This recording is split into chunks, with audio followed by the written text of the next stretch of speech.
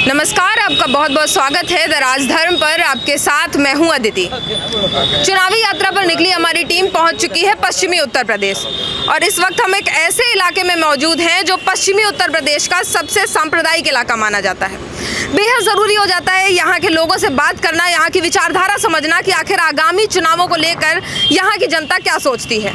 हम आपको बता दें कि इस वक्त हम देवबंद में मौजूद हैं। सहारनपुर की एक सीट है ये, और देवबंदी लोगों से, देवबंदी मुस्लिमों से हम बात करेंगे और जानेंगे कि आखिर क्या विचारधारा है यहाँ के लोगों की, और आखिर किस तरह से इधर से बीजेपी की सीट निकल कर आई है। तो चलिए बातचीत का सिलसिला शुरू करते हैं। अगर मैं पूछूं 2017 के बाद से जो सरकार इस वक्त है, यहाँ से भी बीजेपी की सीट निकली है, कितना विकास हुआ, किन मुद्दों पर सरकार खरी उतरी?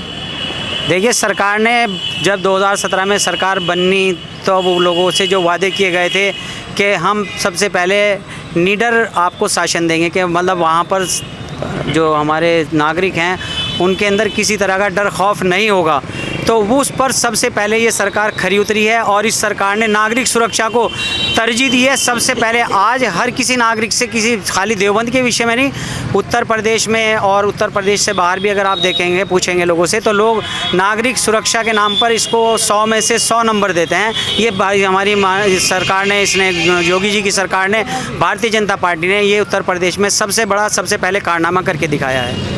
मतलब कानून व्यवस्था सबसे बड़ा मुद्दा था देवबंद के लोगों का। देवबंद के लिए नहीं, पूरे देश के लिए, पूरी दुनिया के लिए कानून व्यवस्था एक मुद्दा है। लेकिन जो इस तरह से कानून व्यवस्था को यहाँ पर योगी जी ने संभाला है वो काबिल तारीफ़ है, और बिल्कुल एक अपने आप में एक हक्का बक्का कर देने वाली चीज़ जो सोच भी नहीं सकते थे लोग कि यूपी जैसी जगह में से आप जो है गुंडागर्दी ख़त्म कर देंगे, और उन्होंने ये काम करके दिखाया। तो ये उनके लिए बहुत बड़ी, हमारे लिए और सब नागरिकों के लिए बहुत बड़ी बात है कि सरकार ने अपने सबसे पहले वादे को पूरा करके दिखाया। गुंडागर्दी आपने बोला, कौन से शासन काल में आपको लगा कि सबसे ज़्यादा इस तरह का माहौल था यूपी में या देवबंद के अंदर? देखिए, सब समाजवादी पार्टी, पहले कांग्रेस के बाद सब समाजवादी पार्टी आई, तो यहाँ पर उसने मुस्लिमों को इस तरह बेलगाम छोड़ दिया। कोई किसी की ज़मीन कब्जा ले, कोई किसी का घर कब्जा ले, कोई किसी की लड़की को छेड़ ले, कोई गाय काट ले, कोई रोकने वाला नहीं था उनको। और वो सीधे से अपने आप को एक समाजवादी का झंडा ले करके अपने आप को पूरे के पूरे समाज का एक जो है अलमबरदार समझते थे, लीडर समझते थे, जो कि समाज में गलत मैसेज जाता था। उन्होंने मुसलमानों को गुंडा, मवाली और बदमाश बना करके छोड़ा, जबकि इस सरकार ने इन सब पर चीज़ों पर अंकुश लगा करके एक सभ्य नागरिक बनाने की तरफ जो अपना कदम बढ़ाया है, उससे मुसलमानों को सबसे ज़्यादा फ़ायदा हुआ है। और बीजेपी सरकार में गुंडागर्दी हो, यहाँ पर कम्युनल राइट्स भी बहुत होते हैं। अगर मैं पूछूं कि पहले होते थे 2017 से पहले, 2017 के बाद कितना अंकुश लगा है? 100% कहाँ है कम्युनल राइट? बताइए, पूरे उत्तर प्रदेश में 2017 के बाद से कोई कम्युनल राइट बताइए तो कहाँ हुआ है? अगर कोई एक्सीडेंट हो गया, कहीं झगड़ा हो गया, 2-4 लोगों में मारपीट हो गई, ये कम्युनल राइट थोड़ा ही है। कम्युनल राइट तो वो होता है जहाँ पूरे के पूरे शहर जला दिए जाते हैं, लाशें की लाशें बिछा दी जाती हैं, जैसा आपने मुजफ्फरनगर में देखा। कांग्रेस की सरकार, सेंटर में गवर्नमेंट थी उनकी, और प्रदेश में समाजवादी की सरकार थी। किस तरह लोगों को काटा गया, मारा गया, लोगों की लाशें नदियों में बहा दी गई, कोई उनको पूछने वाला नहीं था। ये समाज का रूप था पहले, और आज देखिए वो समाज कितना बदला हुआ है, यही प्रशासन कितना बदला हुआ है, यही नागरिक सुरक्षा कितनी बदली हुई है, सब आपके सामने है। और मैं आपके पास आऊँगी। आपका नाम चाचा? मोहम्मद नईम मलिक। नईम मलिक।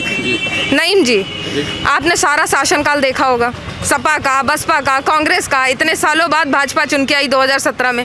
क्या अब लग रहा है कि किन मुद्दों पर भाजपा खरी उतरी, और क्या कारण थे कि आपको उन सरकारों से ऊपर निकलना पड़ा और भाजपा को चुनना पड़ा? सबसे पहली बात सुरक्षा का मुद्दा है। दूसरी बात यह, जो अंकुश लगा है वो नेताओं पर भी अंकुश लगा है। हर घर में 3 नेता बनते हैं समाजवादी की सरकार में, सब नेता बन जाते हैं, सब खद्दर के पहन के कपड़े जो हैं थाने में पहुंच जाते हैं। अच्छा, ये क्या होता है? हाँ। पिटाई भी मुसलमानों की होती है, वो नेता ही, मतलब वो खाईवाड़ी भी वही करते हैं। हाँ। मतलब जेल भी वही जाएगा, पैसे भी वही जाएगा, पिटाई भी उसी की होगी। अच्छा जी। सपा तो कहती है कि वो मुस्लिमों के हित में काम करती है। झूठे लोग हैं, कातिल हैं। जितने दंगे सब उन्होंने कराए, मुसलमानों को मरवाया, बिल्कुल। कौन कातिल है जी?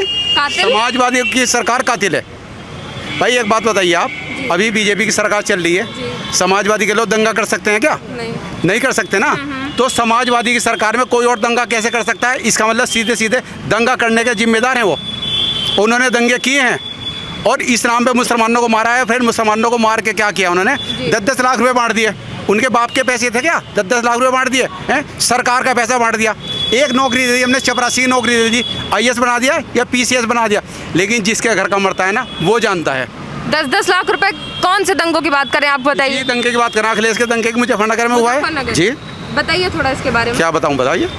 10-10 लाख रुपए दिए, नौकरी दी, ऐसा लग रहा है जैसे आप कहीं ना कहीं मुजफ्फरनगर दंगों से। जैसे कि नौकरी से क्या हुआ उसका, हाँ। क्यों जी, पूरे परिवार का जब कमाने वाला चला गया और उसे 15,000 रुपये की नौकरी दी, क्या हुआ उससे, क्यों जी, वो कितना कमाता था, कुछ नहीं हुआ इससे। और जिसका मरता है वो जानता है। मैं तो एक बात कहता हूँ, आप TV वाले हैं कि उन्होंने इतने लोग मरवाए, जी 10-10 लाख रुपए दे दिए। जी। मुलायम सिंह अपना एक लड़का मरवा दे, मैं 1 करोड़ रुपए दूंगा, अच्छा। मरवा दे एक लड़का बस। जब मुजफ्फरनगर में दंगे हुए तो आरोप कहीं ना कहीं लगा कि बीजेपी की तरफ से कराए गए। ये सब झूठ है। जब बीजेपी की सरकार में मुलायम सिंह वाले दंगा नहीं कर सकते, तो मुलायम सिंह की सरकार में बीजेपी वाले कैसे दंगा कर सकते हैं? या फिर वो बहुत कमज़ोर सरकार है, ऐसी कमज़ोर को बनाना ही नहीं चाहिए। हाँ। जो कमज़ोर है, भाई खून तो हमारे बहेगा ना, कारोबार हमारे बर्बाद होंगे, बहन बेटियाँ हमारी उजड़ेंगी, क्यों जी, क्या होगा? हम नहीं चाहते ये सरकार, दंगे वाली सरकार नहीं चाहते। हम चाहते हैं कानून व्यवस्था की सरकार, और योगी जी ने वो कानून व्यवस्था की सरकार दी है, मुबारकबाद के हकदार है योगी जी। अच्छा। जी। और 2017 के बाद जिन मुद्दों पे बीजेपी को चुना, खरी उतरी, 2022 में अगर मैं पूछूं कि देवबंद के क्या मुद्दे रहेंगे? जहाँ तक देवबंद की बात है, देवबंद किसी शहर से अछूता नहीं है, अलग नहीं है। जो पूरी यूपी के मुद्दे हैं वही देवबंद के मुद्दे हैं। अगर हिंदू मुसलमान की बात करें तो किसी हिंदू को इस सरकार में ये नहीं कहा कि तुम वहाँ मंदिर में घंटा बजाने मत जाना, अच्छा। और किसी मुसलमान को ये नहीं कहा कि तुम नमाज़ पढ़ने मत जाना। तो जब हम अपनी नमाज़ पढ़ रहे हैं, वो अपना घंटा बजा रहे हैं, तो हमें क्या एतराज़ है जी। सबसे बड़ा मुद्दा कानून व्यवस्था था। कानून व्यवस्था। उसके अलावा रोजगार का मुद्दा है, लोगों के काम चल रहे हैं। जब कानून व्यवस्था ठीक है तो अपना आप कारोबार चलने लोगे, अपना आप सुधरेगा माहौल। भाई इतने लंबे लंबे लॉकडाउन चल रहे हैं, कारोबार तो स्थिति डाउन होगी, सुधर जाएगा। अच्छा ये बताइए, यहाँ के जो विधायक है ब्रजेश, वो आते हैं इस इलाके में? हाँ बिल्कुल आते हैं, बिल्कुल आते हैं, और वे सर्वे भी करते हैं। अच्छा। और वे आवाम के बीच में जाकर के बात भी करते हैं, ऐसा भी नहीं है। विधायक जी जो हैं वो बहुत ही अच्छे परिवार से हैं और बहुत ही अच्छे विधायक हैं यहाँ के। ये तो कहने की बात नहीं होती, हर आदमी से हर आदमी नहीं बात कर सकता, अलग अलग स्टेप होता है हर तरीके का। बहुत अच्छा काम है उनका, विधायक जी का, हमारे विधायक जी जिस तरह का उनका लेवल है, ऐसा नहीं है सड़कों पे भाई किसी के गले में हाथ डाल के फिरेंगे। लेवल से ही तो फिरा जाएगा ना।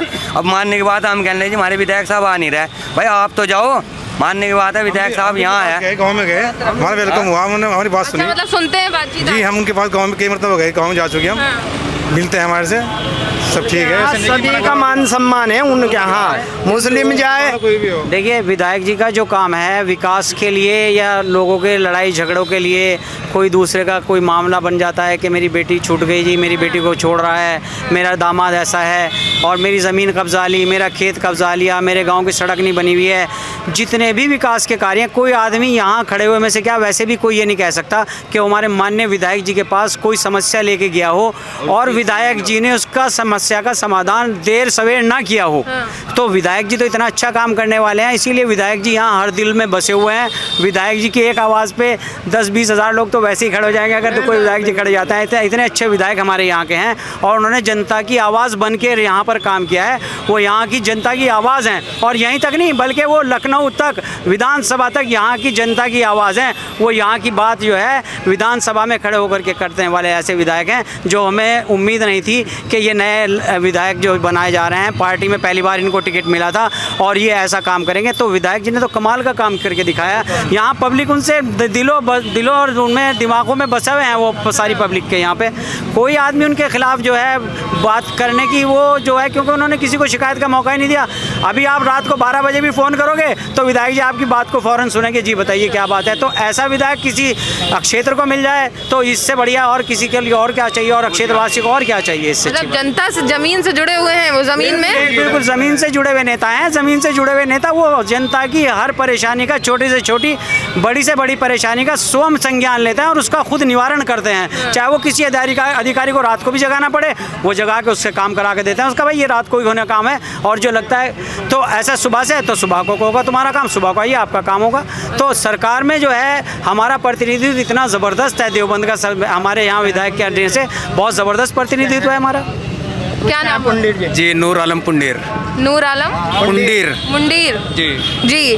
आपने सुना, मैं आपसे सारा एक ही सवाल पूछूंगी कि जब 2017 से पहले सपा की सरकार थी, बसपा की सरकार थी, क्या उनके विधायक सांसद कभी इस एरिया में आते थे, यहाँ की समस्याओं को सुनते थे, या कोई भी सपा सरकार का नेता अखिलेश यादव या कोई कभी इस एरिया में आए हैं? देखो, नेता जो होते हैं आते तो जरूर थे, लेकिन उनके कोई अपने ही लोग होते थे जिनसे वो मीटिंग करते थे और दलालगिरी, पैसा इकट्ठा किया और बैग में डाला और लेके चले गए। यही काम होता था पहले। अच्छा। जी।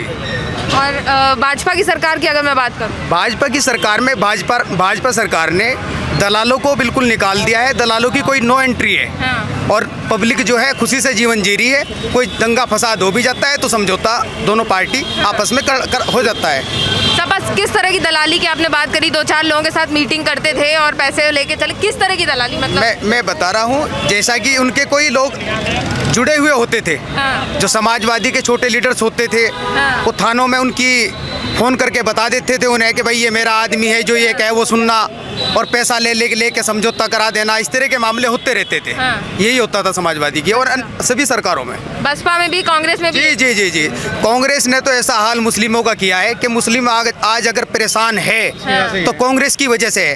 कांग्रेस ने मुस्लिम को कटवाया, मुस्लिम को बर्बाद किया। कांग्रेस से खराब तो पार्टी में मानता ही नहीं हूँ। कैसे? हासिमपुरा कांड कांग्रेस ने कराया। हासिमपुरा कांड बताइए थोड़ा। मेरठ में कांड हुआ था हासिमपुरा कांड। नर्स पूरी पब्लिक भरा के कि भाई तुम्हें सुरक्षित स्थान पर छोड़ देंगे और वहाँ पे ले जाके सब कटवा दिया, मुस्लिम नहरों में डाल दिया गया। अच्छा। जी। क्या कारण था उसका, हासिमपुरा कांड का? हासिमपुरा कांड मेरी सोच से पहले हुआ है, लेकिन मैंने पढ़ा है, बड़ों से सुना है कि भाई कांग्रेस ने मुस्लिम को ऐसे तबाह किया है। साथ में 1-2 परिवार चुन लेती थी कांग्रेस, उनका फायदा करती थी। भाई उनको मंत्री बना दिया, 1-2 को सरपरस्त चुन लिए जिनके दाढ़ी है, अपने 1-2 आदमी चुन लिया, उनका फायदा किया, 1-2 करोड़ रुपया खाते में डाल दिया, वो मस्ती काटते फिर रहे। पब्लिक अपने ऐसी तैसी करो। अच्छा। पब्लिक सड़कों पे घूमती फिर रही बिरान।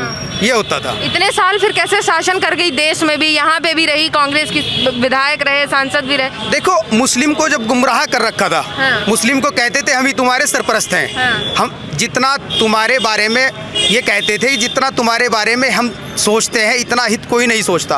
आज भी यही है। सपा भी ऐसा ही कहती है। समाजवादी की सरकार में तो ये हुआ कि मुस्लिम नौजवानों को पढ़ाई से गुमराह कर पढ़ाई छुड़वा कर उनको बताया तुम्हें नेता बना दिया। अच्छा। सुनी रेलवे लाइन पे फिरते थे, नेता बने फिर रहे, बच्चों को जेब काटते फिर रहे, क्योंकि थाने में पता उनके आदमी है, दलाल है, भाई जो करना करो तुम, छुटा हम लेंगे तुम्हें। अच्छा। बीजेपी सरकार ने मुस्लिम नौजवानों को तालीम की तरफ धकेला है और राजनीति से इन सब कामों से समझाया है, रोका है, अच्छे से मेहनत की है मुस्लिमों पर। और मुस्लिम जब से बीजेपी सरकार आई है, अधिकारी बने हैं, कई लोग जज भी बने हैं मुस्लिम इसमें बीजेपी की सरकार में। तो भारतीय जनता पार्टी ने जितना मुस्लिम के बारे में सोचा है, इतना मैं तो मानता नहीं हूँ कि कोई सोच सकता है। मैंने देखा है कि मैं भायला फाटक पे रहता हूँ, मेरी कॉलोनी में कुछ 10-15 मकान है गरीब लोगों के। तो जो लोगों के जिनके काम हुए हैं बीजेपी सरकार में, कैसे दिल से निकाल देंगे मोहब्बत को? जिनके घरों पे झोपड़ियाँ पट्टियाँ पड़ी हुई थी, बरसात में बड़ी मकान बन गए देवबंद के अंदर, 1000 मकान, 8 मकान बन गए 1000 देवबंद में। 1000 मकान बन गए, प्रधानमंत्री आवास योजना। हाँ, 850 बन चुके हैं और 2-250 मकान में से काम चल रहा है अभी। अच्छा। हाँ, और बन रहे और पास हो रहे। इस सरकार की बाकी किसी ने एक सरकार नहीं, इससे पहले एक तारीफ थोड़ा ये सरकार की 20 दफ़ा तो राशन दे रही सरकार गरीब आदमी के लिए, सड़क, बिजली, उससे पहले कभी हमने देखी नहीं। अब जो हो व्यवस्थाएं हैं, जितनी सुधार अब की सरकार में है, इतनी सुधार हमने कभी ज़िंदगी में अपनी तो देखी नहीं। बाकी हमें लोगों का पता नहीं उन्होंने क्या देखा होगा। और इस सरकार से साफ सरकार एक नहीं है। सरकार तो बढ़िया, लेकिन थोड़ी सी महंगाई है। आगे आ जाइए। नाम बताइए। मोहम्मद अजीम खान जी, क्या बोल रहे हैं? मैं कह रहा कि सरकार तो काम सही करी, लेकिन महंगाई पे नहीं कंट्रोल कर ली। महंगाई पे नहीं कंट्रोल। ना जी, कहाँ गैस कहाँ लिया यार आप? 1000 रुपये का, 100 रुपये का पार वो करिए आज पेट्रोल, बताओ क्या करें? इससे पहले महंगाई नहीं थी ना, बिल्कुल नहीं थी। 2013 का बयान सुना मोदी, देखो क्या बता रहा है मोदी। इससे पहले थी, इससे पहले कोई महंगाई नहीं थी। लेकिन क्या होता है, महंगाई थी मैडम, महंगाई तब भी थी। आप अपना नाम बताइए। इलम सिंह सैनी। जी बताइए। महंगाई तब भी थी। जी। आज दिहाड़ी जब थी 100 रुपये, आज दिहाड़ी है 500 रुपये। इसकी है तो कैसे? हमारी है दिहाड़ी भाई, हमारी दिहाड़ी है हमारी।